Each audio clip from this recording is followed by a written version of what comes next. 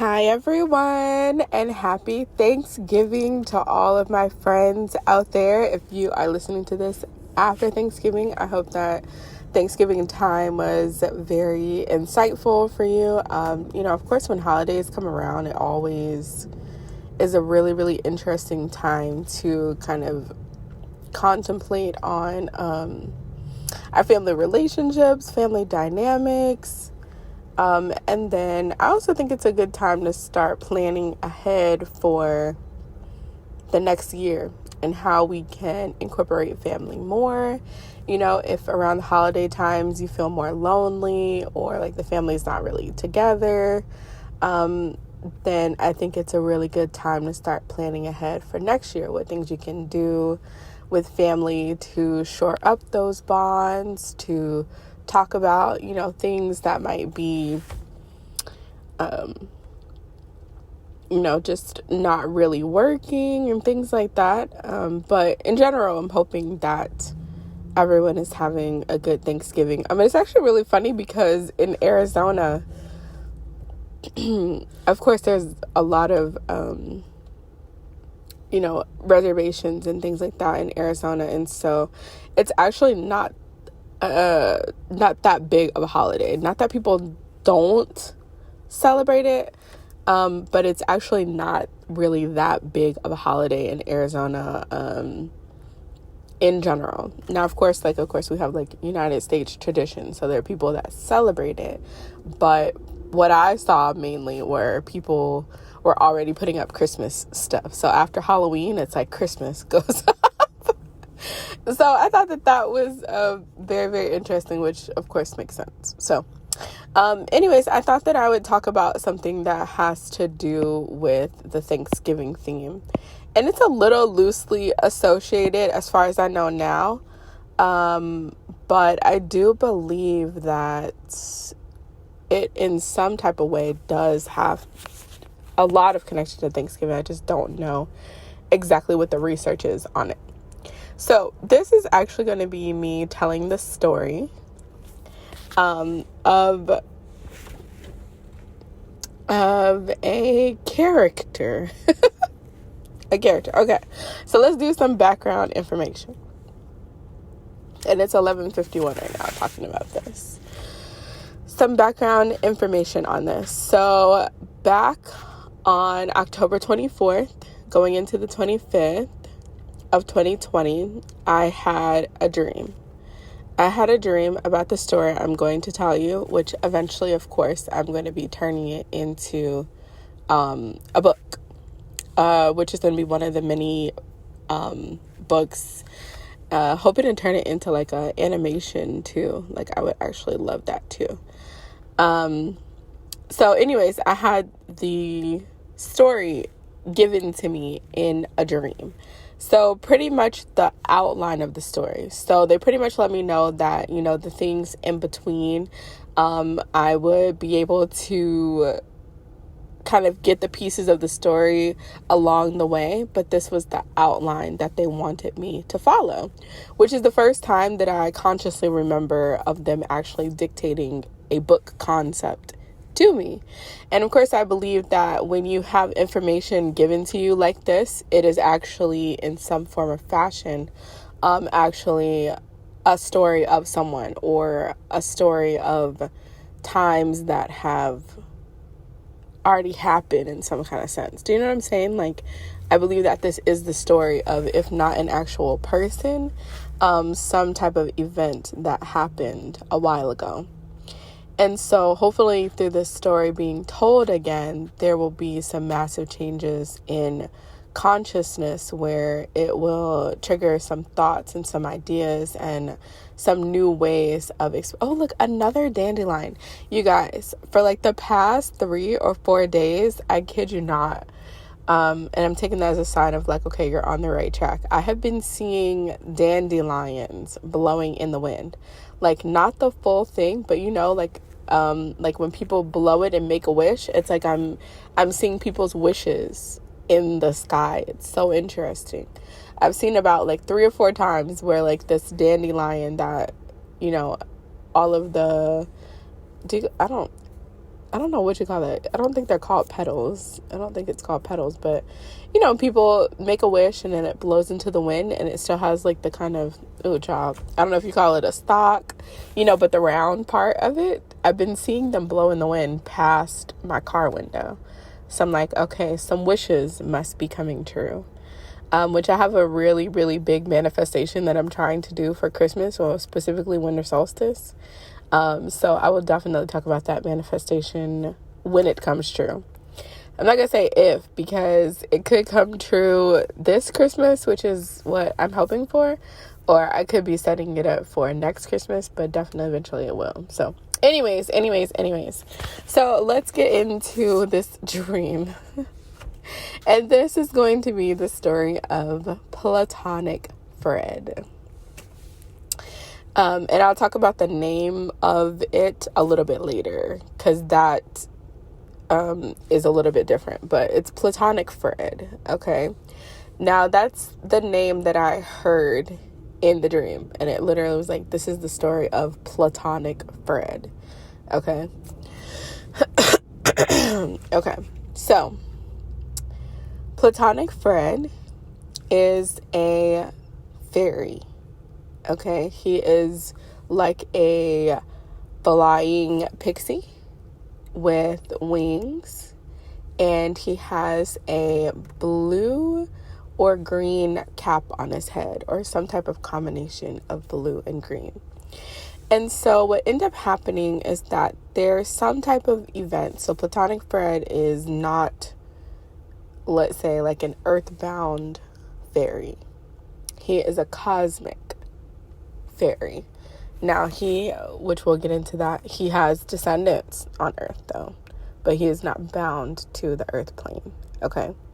So the story starts off with him flying into the cosmos. Oh, look, I promise you, a car just passed, a black and white car, and it has Genesis on it. So maybe this connects to the Genesis story, which I could see. But which Genesis story, I'm not exactly sure.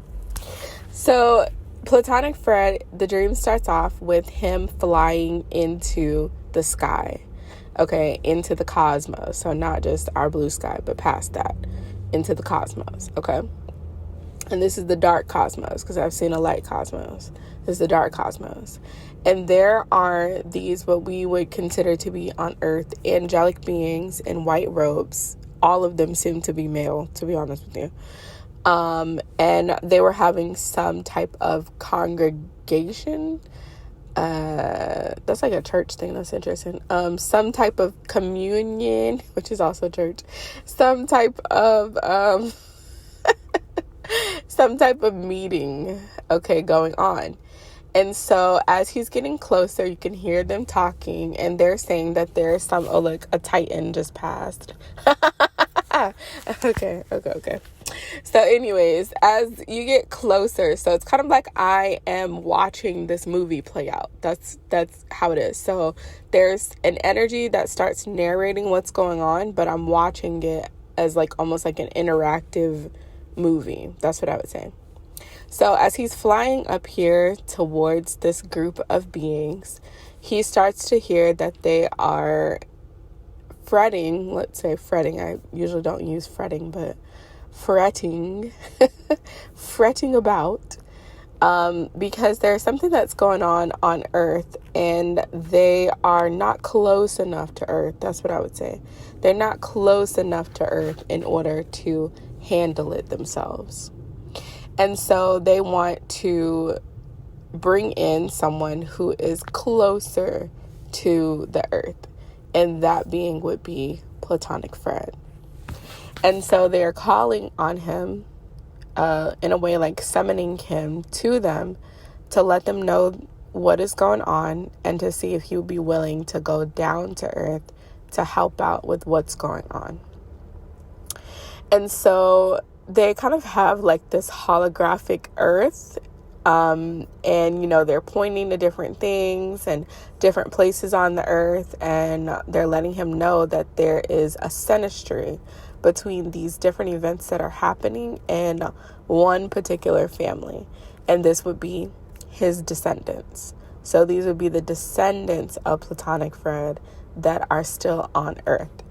And there's something going on with the family that is making it difficult for not only the family to progress, but also the branches of the family that have spread out across the world, that these branches are also impacting other families. So it's some type of, let's say, spiritual link between all of these descendants, and they're all in some form or fashion for different reasons causing chaos in multiple families. Okay, and so they asked Platonic Fred if he would be willing to go down to Earth and do something. And so he agrees.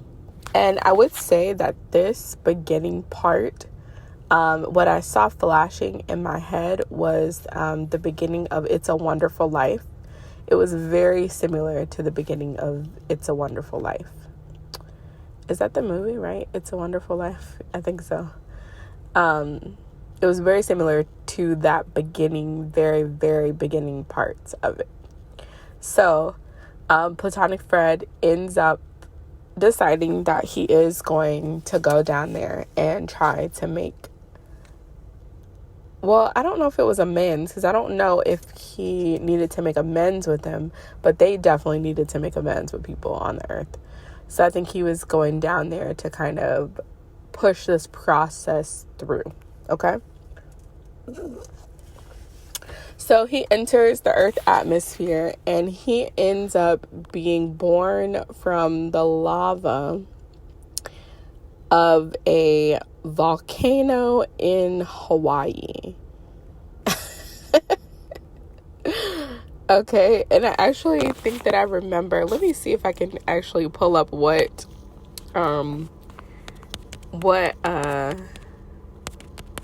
volcano it was, because I believe that it was, Vulcan is an active volcano.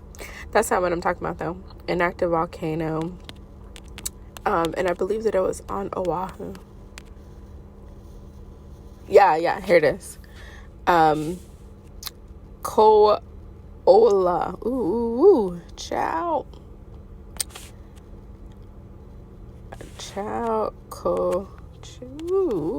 Okay, let me see if I can find. I'm gonna read a little bit about this volcano, okay?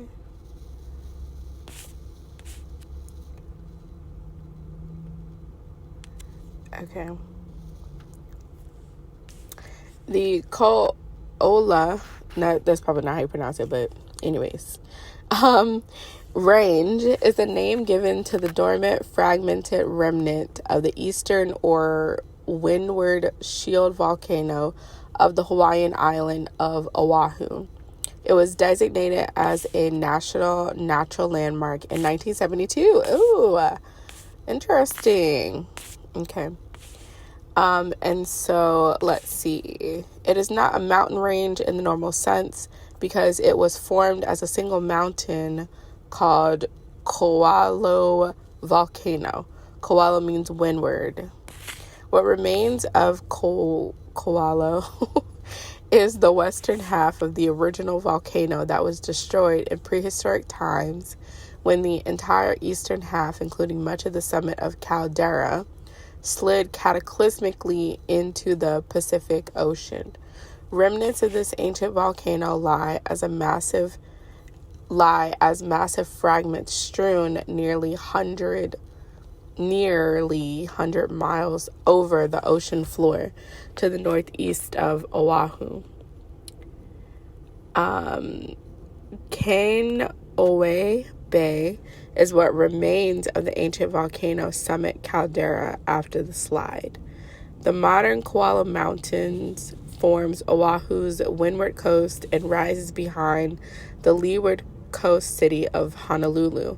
On its leeward slopes and valleys are located much of Honolulu's residential neighborhoods. Okay, so this was the mountain. Oh, look, it's 76 miles. What?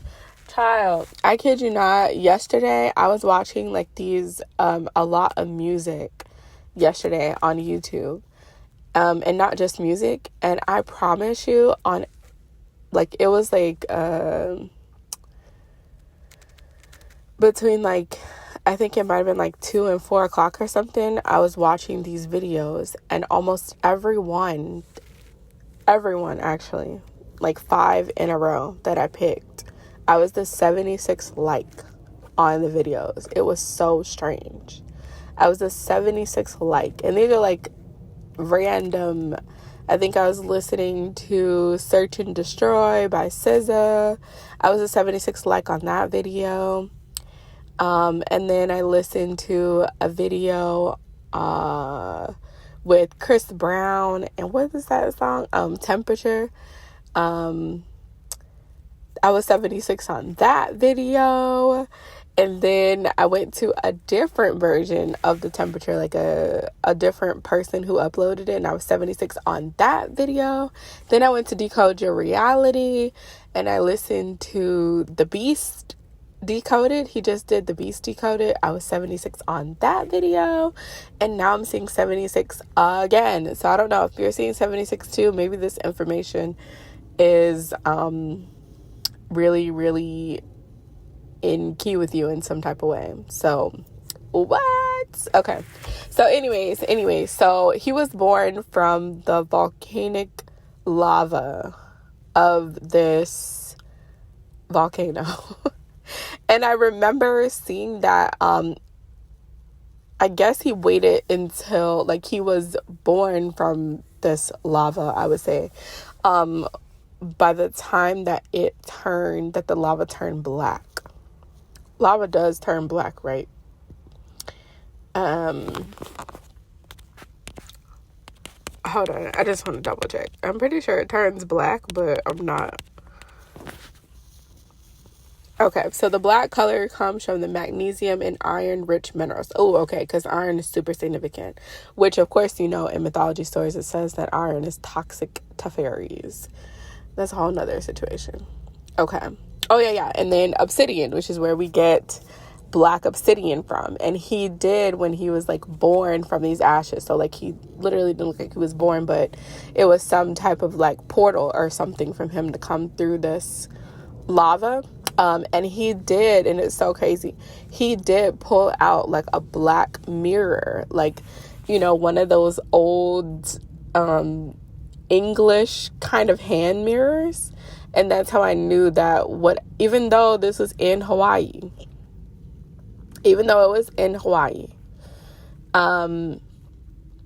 I knew that the family that he was going to be helping, the descendants mainly were of European descent.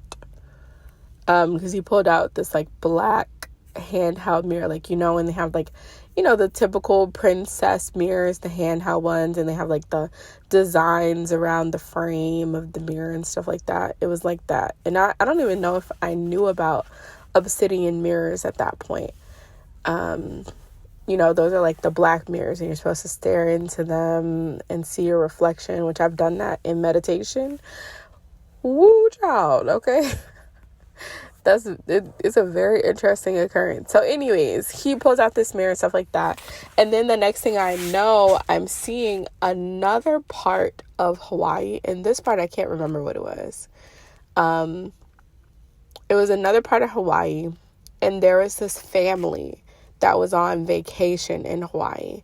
And they were mainly redheads. Like, there was the dad, and he had, like, kind of reddish brown hair. But the wife definitely had, like, flaming red hair. And it was interesting because I think they had 2 kids. One child was a boy, and he looked, you know, 6 to 8 kind of range.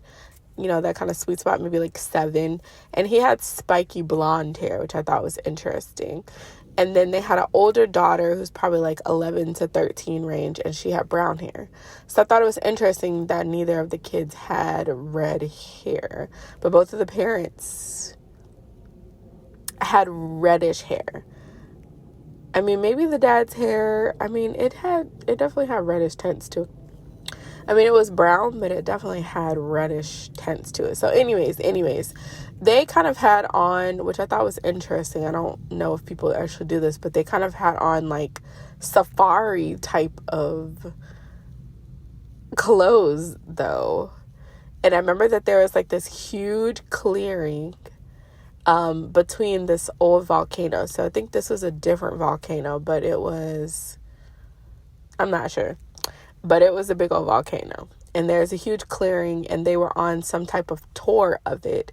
And they, had to start leaving because this volcano had erupted.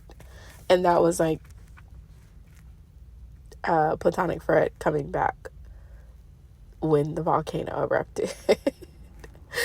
So anyways, so that was kind of like his way of connecting to them directly, because they didn't know that they were on this trip in order to experience this volcano erupting, because they had some mystical ancestor that was trying to get in touch with them. It was really wild, actually.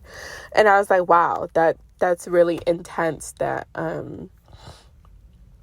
you have to do a lot of preparation sometimes for trips, and these trips could be bringing in something that's very, very specifically tailored specifically for you.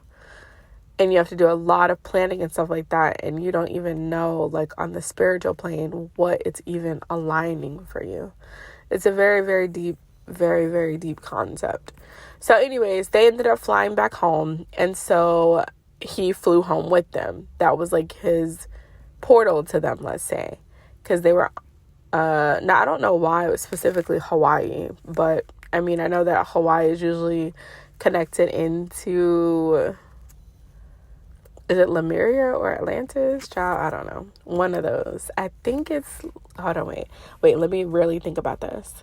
Lemuria is connected to Kambari Kanda, which I think is like Australia, parts of America, parts of Africa, and India. So it must be Atlantis is connected to, maybe both. I don't know. It could be both.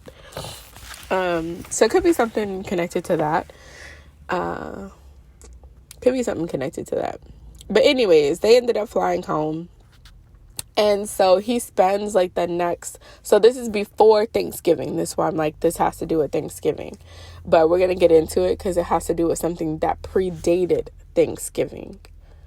Okay, but this is where it's taking place. So they took a trip before Thanksgiving as a family. He links up to them. They are unaware that he is attached to them.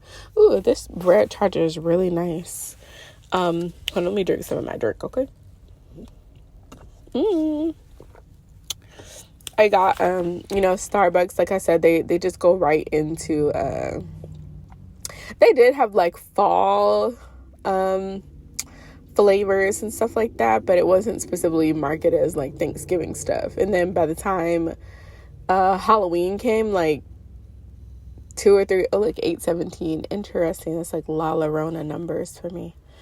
By the time that Halloween came, like a few days before Halloween, they were already putting out their Christmas menu. But anyways, I'm like drinking my peppermint mocha, and it tastes like a brownie with peppermint on it, and it does have a Christmas flavor. So it's really, really yummy. Okay, so let me get back to focusing, okay? Oh, look, another charger. This one is silverish white this time. Another charger, okay. Okay, let me focus. Okay, focus, DeeDee. What were we talking about? Okay, yeah. So this trip that they took was like 2 weeks from Thanksgiving, and it was supposed to be a family trip, but it was a business trip, okay? So this is going to set the scene of what is going on in this family. Okay. Supposed to be a family trip, but it was a business trip for the man of the family. They didn't give me a name for him, so they didn't give me a name for any of these people. Except for Platonic Fred, and then we'll later talk about the Thanksgiving connection. They did give me a name for something connected to that. Okay. So anyways, the mom is upset when they get back home because, like I said, it was supposed to be a family trip and it turned out to be a business trip. So she's obviously frustrated. She wants to spend time as a family. She wants her husband to like get away from work in that sense. And it's just not going that well, right? So Pretty much Platonic Fred spends like the next 2 weeks, I would say. Not right up until Thanksgiving. So it was like a few days up before Thanksgiving. So like 3 days, I would say, before Thanksgiving. Like that Monday, where from the trip to that Monday before Thanksgiving, he was spending time like gathering information about the family. Like, what do they do for work? How are the kids doing at school? And kind of trying to get a grasp on their natural habits. So not just like who they were and how they showed up in the world, but also what were their natural habits, like, around the family, the couple, within the relationship, and then when they're away from each other, away from the family, when they're just with the kids. And it was kind of like he was doing like a psychoanalysis, I would say, on what is going on with this family, because this was like the central point, I would say, the central point of the family that was giving off the most negative energy. The most negative energy. So actually, you know what? I'm going to actually go to my notes because I want to talk about where they live, because where they live was super significant. And I don't remember 1,000% where they lived. So I'm going to look that up right quick.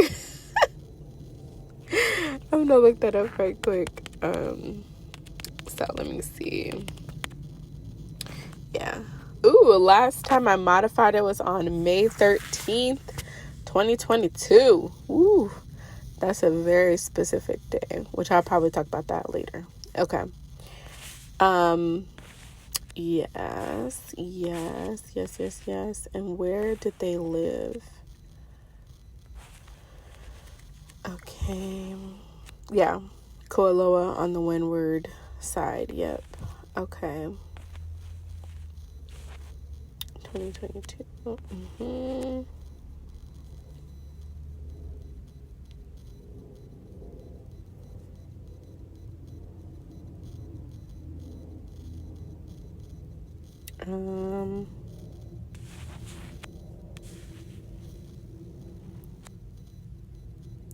Well, I was looking it up to double check it, but I didn't even write it down in those initial ones.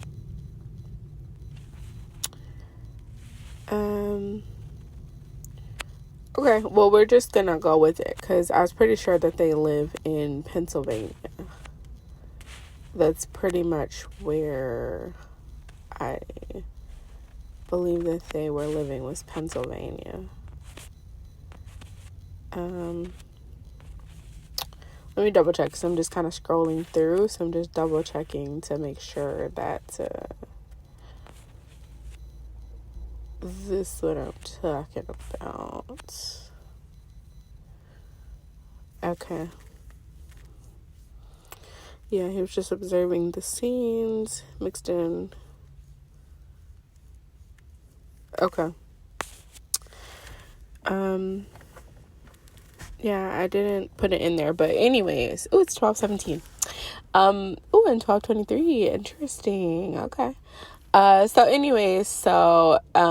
was Pennsylvania. I'm pretty sure it was Pennsylvania. That they lived in, and he was some type of CEO at some company or whatever in Pennsylvania, and I believe that she was a part of the tech world, so I can't remember exactly, but around that, like the tech world. Okay. And so he's paying attention to him over the 2 weeks or so, and then he gets to like the Monday before Thanksgiving. Okay. And he has kind of gathered all of his information, and I see him back in, let's say, like the void space. So this is not the cosmos. This is like the void space. It reminds me a lot of like the place where Eleven goes, like in Stranger Things, like when she is like bilocating to someone, and you realize like there's a grid, and so you can find people on the coordinates. It doesn't actually matter where they live or anything like that, because there's like a grid. And so if you can find their coordinates, like their spirit coordinates, then you can find them wherever they are. And so that was the space that he went. And there's like a lot of work that you can do in a lot of different ways. I've seen a lot of different things in this void space of reality. So it's not like void as in like nothing is there. It's a void that contains the possibility of everything. And so it's a really powerful like space to work in. So that's where he went. He went to this void space. And he had come up with the conclusion that this family, now he was going to work with this specific branch of family because they were creating the most amount of turmoil of all the branches. And so he was going to do some magic, okay? And so like they were the worst kids out of the family. That's what I would say. And it wasn't just like their day-to-day life. It was the decisions they were making with the CEO company, the decisions they were making with this tech company, and how it was impacting the people who were coming there for services, and how it would impact their life going out into the world. And like I said, this family was like spiritually linked to each other. So I don't know exactly how they're spiritually linked to each other, and I'll be creating that in the book. But they were spiritually linked to each other. So what this branch did, of course, everybody is their own person, so they wouldn't do the exact same thing, but it was almost like, you know, if you've had like a calling or something like that, the other branches of the family would get like a ping of a certain type of emotion or feeling. And that's like what they would run with and be like, well, this is a part of my family dynamic. So clearly like the family has some type of, you know, known status around the world or whatever. So anyways, he was going to like the esoteric head of this branch, right? Because they show you in movies, like Disney movies and all type of movies, that the only person that can quote unquote break a family curse or break any type of curse is the witch or whatever, or sorcerer or whatever that casts it. And then if you take out, if you're on the negative side of this curse, then the only way that you can stop the curse is by taking out that witch or sorcerer that casted it. And then all of the magic that this sorcerer has done will be either reversed or dissolved. Okay. So is this type of thing. So I'm guessing maybe at some point Platonic Fred did something, but it didn't seem like he initially did something like negative, like casting some wicked curse or something like that. But it seemed like at some point there's like a lot of generations between him and these descendants that something went wrong. And I guess I'm talking about like this group of beings, I would kind of look at them as like fates, like the fates, but they were male fates. And it actually was focused on like the male descendants mostly too. Like, I mean, the wife was there, but it was definitely more focused on the male in this family.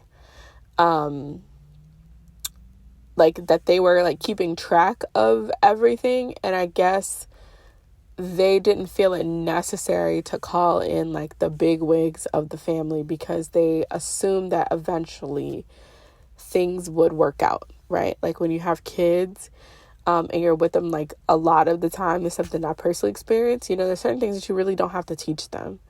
Like there are certain things that they pick up on over time. Now, of course, you have family and friends and stuff who, of course, you know, everybody wants that. But I'm just saying, like, you know, who want to, like, you know, skip their kids, then they might start teaching them early. But some things people naturally pick up on. Certain personality, you know, I don't know if I'd say traits, but, you know, certain situations that cause people to act a certain type of way, they can grow out of that, you know, with time. Certain things don't necessarily have to be taught because experience will teach. And I guess that's what they were assuming was going to happen with this family, but that's not what was going on with this family. It was taking too long for them to come to the natural progression of how things should actually be. So that's why they called in this, let's say, patriarch of the family. Okay. So anyways, he made his diagnosis that they had made some type of pact with the god Min in ancient Egypt, Min. Now, in the book, I'm going to have to like kind of cloak that because, of course, that's not a deity that I feel like is appropriate for younger kids to be looking into. So I'm going to like disguise his name as something else. But, you know, in short, he is a fertility god in ancient Egypt, which for fun, he's also where we get the word menu from in a restaurant. He is also where we get menu from in a restaurant. There's a lot with that. There's have to be like an adult version of this book for all that information. But anyways, so they had made this deal or pact or something like that. I feel it was kind of like a Rumpelstiltskin kind of pact. Instead of it just being like the firstborn child, like the whole family. And I don't know, in the dream, they didn't really go too much into that because, like I said, some of it they left up for life to give me ideas or to see in real time, like how certain things are connected. So I have like a bit of creative freedom with those things. But it seemed like they had made a pact that they didn't know it was going to cost them all of these things. So it took me actually a while because what I initially saw, and I wrote this down, what I initially saw on the table was the cornucopia, some grapes, a pumpkin, and an apple. And they were definitely in like a woven basket. And at that time, I also knew that there was a connection, and I actually wrote this at my birthday time at 12:26, which, oh my gosh, it's 12:26 right now. You better shut up. I actually wrote at 12:26 p.m. on this day that I was writing these notes. Oh my gosh, that is so freaky to me. And then it's 12:31 on my car phone. On my car clock, it's a little bit faster than the actual time. It's 12:31, right? Which is the end of the year, going into the new year. I wrote that it had to do with Newt, right? Newt and Sobek, which Newt is the weaving goddess, like weaving baskets. And then sometimes she has the SS or the weaving loom on her head. So it's talking about weaving and knitting fate, also weaving and knitting the reality, the matrix, and then spiders and weaving nets, like the internet, right? So the other name for Newt is also net or knit, which is a whole nother story on how they explain how these two are intertwined. So from what I understand, they are the same energy and they are over a portion of the cosmos. Like there's a lot of galaxies and nebulas and stuff like that. They're not over the entire construct of everything in existence, but they have a lot of pull over a lot of it. And then Sobek is the child of Neat. Okay. So I'll go into like the Neat and Net and Newt, that concept, like in another video. I think I might have gone into it with the 8-pointed star video. I think I might have, but that's not what I'm talking about right now. But I wanted to say that there is also a connection with those energies and this thing. So I knew that it was an Egyptian deity connected to some type of festival where, and I kid you not, I actually saw this in the dream. So they showed me the silhouette of this energy, and then of course if you look up men, then you know what silhouette I'm talking about. And I'm like, okay. All right. But they showed me the silhouette of this energy. So I didn't actually see his face, but I saw like almost like a figurine of him. And he was sitting next to this basket of fruit, like Fruit of the Loom, which is a Mandela effect because Fruit of the Loom always had the cornucopia with fruit in it on the Fruit of the Loom, whatever. Whatever. I don't know what they're trying to say now, but whatever. And so, look, another Dodge Charger. This one is white. Okay. Hey, Dodge Charger. This is a white one. Okay. AK-47. Well, somebody was just talking about AK-47s. Anyway, so as I was seeing like the cornucopia and all those different things, and then the silhouette of this deity, which I knew was a male deity, they were letting me know that this had to do with some type of ancient food festival, that Thanksgiving in some type of way was based on. Okay. And in this ancient Thanksgiving, so it wasn't called Thanksgiving, but the concept was similar. In this ancient Thanksgiving, this had to do with something to do with fairies or fairy-like energies that were attached to grass. And they would have a feast of cutting this grass, and it was in some type of way connected to feasting on the fairies. It was something like that, y'all. And I was like, what? I have never heard of this. I was like, I don't even think I've heard of fairy-like creatures in Egypt at that time, right? But then, of course, you realize that probably in most places around the world, they have some type of version of fairies, like the Azizas in Africa, pukas and stuff like that. I think that's Celtic tradition. Some type of a spirit taking on a specific type of form that comes and helps, and they're usually associated to the earth element, we'll say. Of course, like nymphs and things like that. And then, of course, pixies comes from the Pix. So anyways, and they said there was specifically like some type of shiesty kind of thing where they would entice the fairies to like come to this field. Maybe it's like a field of reeds or wheats or something. And then when they got to the field, they would actually bind them to this grass or something, and they would call the grass, and then it would be symbolically feasting on the fairies. I know, it was like crazy. I was like, what? So of course I'm gonna have to like make that like not scary. I'm gonna have to make that not scary for a kids movie or whatever. I'm gonna have to think about if this really makes sense to make it a kids situation in general, because kids are very receptive and I don't want them to have nightmares about this. And of course, with this specific god, there's also like sexual undertones to this too. So I'm gonna have to think if it makes sense to make it maybe like an animated film, but not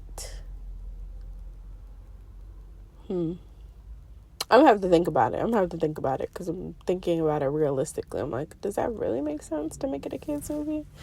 Okay, anyways, so what I ended up finding, now I did not know about this until the dream, okay? I ended up finding something called the Feast of Days, which looks like the Feast of Days, okay? So I'm gonna pull it up and I'm gonna talk about it.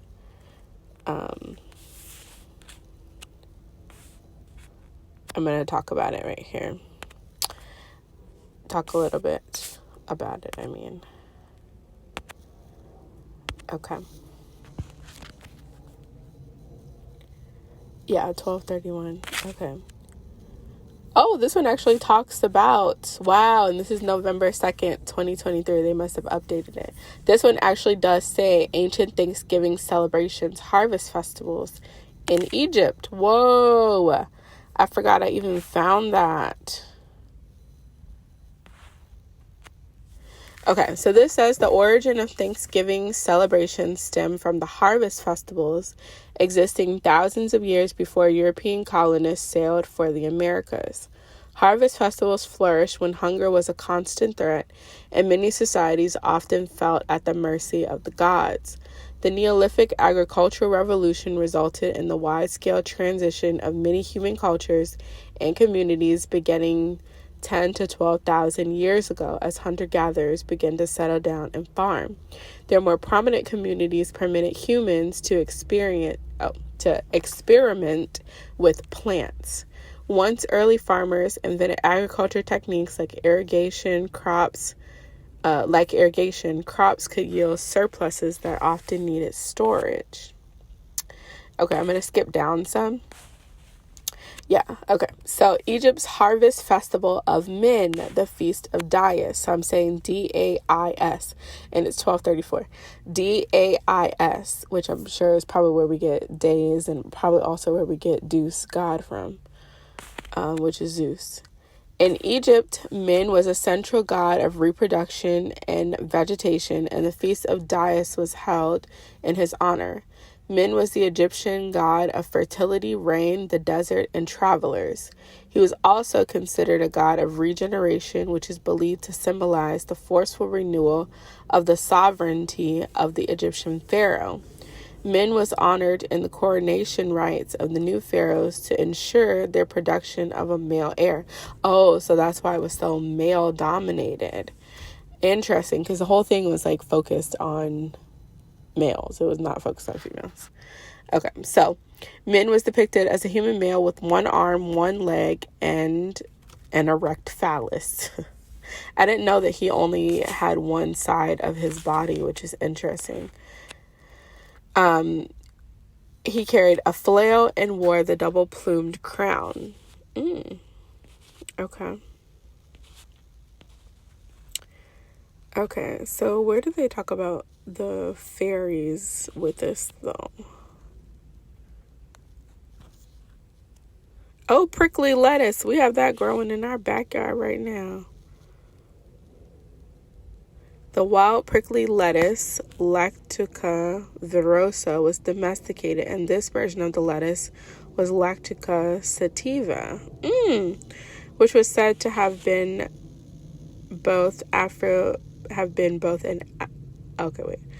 which was said to have both aphrodisiac and opiate qualities. Interesting. The cult of Min lasted for 3,000 years, and following the Roman conquest of Egypt, even the Roman Emperor Augustus, was depicted offering lettuces to Min, god in the temple of Calabash. AKA the temple of Mundulus, that was located approximately 50 kilometers south of Aswan. You better hush. Now, this is all the way back in 2020. And we actually, when we moved into this rental place that we moved into, I got this app, and something was like, you need to take a picture of the plants that naturally grow in your backyard, to see what they are and see what they benefit, what kind of benefits they have. And prickly lettuce is one of them. And I remember it said that it has the ability to be like a natural pain reliever. So I was like, oh, interesting. Then I started looking into it, and they were saying that, it was, I don't know if they said it was outlawed or like you couldn't pick it or something like that. But we have that. We have Jerusalem thorn. We have a lot of different things. And there's actually like a very unfortunate thing that they talk about in ancient Egypt with lettuce and the gods too. Which I'm not going to get into that. But there's also something that talks about the fairies too. I'm going to have to go back and find it. So I'll go back and find that later. Or you could just wait till the book comes out, because it's going to be good. It's going to be like a trifecta. That's what I want it to be. A 3-part trilogy. It's going to be really dope. So anyway, so going back to this is what he ends up seeing is the root of the issue. Now, of course, we all have like human free will and things like that, but on a spiritual level, while they are kind of in this loop, is because they don't realize that even celebrating Thanksgiving every year, when they have such a strong connection to this ancient contract, we'll say, right, is almost renewing it in the family vibrationally each year. And so Platonic Fred has to do this ceremony, which I'm not going to talk about that right now. That will be in the book. This very specific ceremony that he does. And then on the night of Thanksgiving is when he performs this ritual to break free these male heirs from this contract with men. And then that is what starts them on the healing journey. So that's what I wanted to offer today. That's what I wanted to offer today. And I think I'm going to actually really start working on this, because I probably could finish the first book probably like a year and a half. It doesn't have to be forever. I have so much information on it, especially, since it's been like 2 years since 3 years, it's 2023. 3 years since I have gotten this. I can probably really start writing it. So anyways, I wanted to share that with you guys. I think it's interesting and it might be insightful, especially when seeing 76 or 71, or have really, really strong attachments to Thanksgiving. All right, my friends, so that's what I wanted to say today. I'm sending you lots of hugs, and I hope that your holiday season is insightful. Hope that it brings you closer to family, whether that's the family that you come from or the family that you've created. And yeah, sending you lots of love. Bye.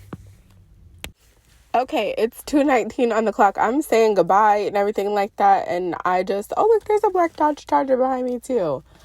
I mean, the Chargers have really been out. Oh, look at this little brown crow. He wants to go and eat some of this purple sage. Arizona has purple sage, and it is the prettiest plant. Okay. Anyways, focus.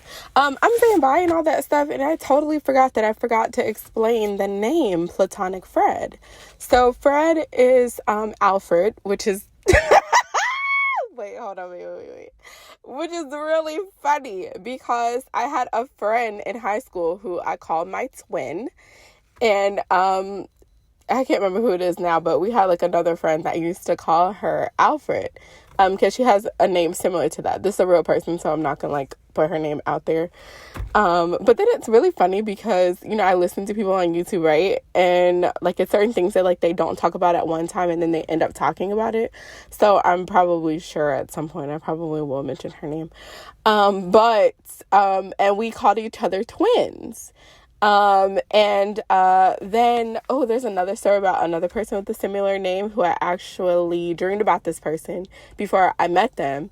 And anyways, my point is that Fred is a wise counsel, or an elf counsel, or elf leader, or something like that.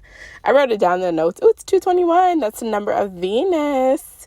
I was actually looking last week. Hold on, because the Gemini midheaven is going everywhere, y'all. Ooh, okay. So, Platonic. In the dream, when they were explaining Platonic Fred, they kept talking about about plateaus. Okay, plateaus. That's kind of funny because I'm thinking about like plateaus, like braided toes. And then a plateau, of course, is, I'm kind of seeing it as like a mesa though. Like anyways, but also the Plutonic plates. Oh gosh, are they called Plutonic plates? Platonic plates? Oh my gosh, what are these plates in the earth called? 222. Ooh, shout out to you if you've been seeing 222 and you got this far into it. Okay. Are they called Teutonic plates? Oh Lord. Teutonic plates. Maybe it's Teutonic plates. Okay. Plate tectonics. I don't know if that's what I'm looking for. Maybe so. But slowly moving since about 3.4 billion years ago. The model built on the concept of continental drift. Okay, well, that makes sense. We're talking about Lemuria and Atlantis, and these are like older land masses and stuff like that. And eventually they broke up, became separate continents. Then they, unfortunately drowned. And now we have all these, other kind of situations going on. But they also wanted me to know that the Platonic part, which I forgot to mention this, the Platonic part is actually connected to, I was thinking about Pluto, but also connected to Plato and his idea of Platonic love, which is not in relation to like an absence of sex necessarily. It's like a deep spiritual soul love and recognition for someone. So when you're saying that you're keeping it platonic, that doesn't necessarily mean, it doesn't necessarily, it's not defined by whether you are intimate with this person or not. Even though we kind of look at it that way. Like, I'm keeping it platonic means that, I'm not going to go into like this deep romantic type of love. But actually platonic, I was reading about it, is actually recognizing a love on a deeper level, a soul spiritual level, which, true love has a spark, right? Like there's many people that are like, oh, let me teach you how to get guys and how to get girls and blah, blah, blah, blah, blah. And, how to make a man fall in love with you, how to make a girl fall in love with you. But if you really have experienced like really, really deep connection, which doesn't just come naturally. Look, another black Dodge Charger. Okay. Then that there is some type of spark that it can't be replicated, and it's not a it's not like a recipe type of thing. Do you know what I'm saying? It's not a receipt, a menu type of thing. It's not just planting seeds and going by, a recipe or steps. There's something that happens that's, let's say, like supernatural. And there is a spark. Oh, like 77. There's something that's supernatural, and there's like a spark, like the spark of consciousness. That cannot be replicated. That's why, like cloning and things like that, like doesn't really work. And I don't 1,000% subscribe to like NPCs as like a thing, like, obviously in some type of way they exist, but there's a spark of consciousness that calls a body into existence. So even if you find a way to separate a spirit from a body, even if you are, you've got it so separated that it's just like a clump of cells in, like just in, whatever, and it forms into a human or whatever, there's still a consciousness that is connected to that body. So, hypothetically, it would be very hard to do it, but hypothetically, you could find the spirit and reconnect it to the body, and then there's no clone. So anyways, that's a roundabout way of saying that, because Plato also talked about Atlantis and how the ancient goddess of Atlantis was Athena, who in earlier times was called Neat or Newt. So she told me to pronounce her name Newt. And like I said earlier, I think I talked about in the 8-pointed star chaos dream, I talked about, Newt and Neat, or, it looks like neat, like neither, but it's neat, which is connected to nudes and knit. And also, there's like a place, it's a whole lot of stuff. Okay. And that is significant because December 26th, and I don't know, like, this is what Google told me, okay? And I am assuming that it is correct in some type of sense, because after I had this dream, this is what I saw. It is connected to December 26th, which is my birthday, which is the Feast of Lights. The Feast of Lights, which was Neith's festival in Egypt, which is also connected to Sobek, the crocodile. So yeah, all of these things are connected. Now I can't exactly remember how Newt and Min are connected to each other at the moment. But I did want to explain the title though. So Platonic is about a super deep spiritual and soul connection. It's that type of love that transcends, let's say, like belief systems. It transcends career. It transcends different stages in people's lives. It would be what we consider to be, in a sense, what we would consider to be, oh my gosh, I just forgot the term. What do we call it? Unconditional love. It transcends unconditional love at a soul level. And it doesn't mean in the physical. But a lot of people who stay in like really tragic relationships and stuff like that, and horrible friendships and things like that, are probably experiencing a part of this in the physical. And even when they like go their separate ways or whatever, they're still connected in the spirit, because they have established some type of form of this type of love. And so that was the love and the spiritual connection that was flowing through all these family members, even though they were causing a lot of chaos and strife and havoc on the world.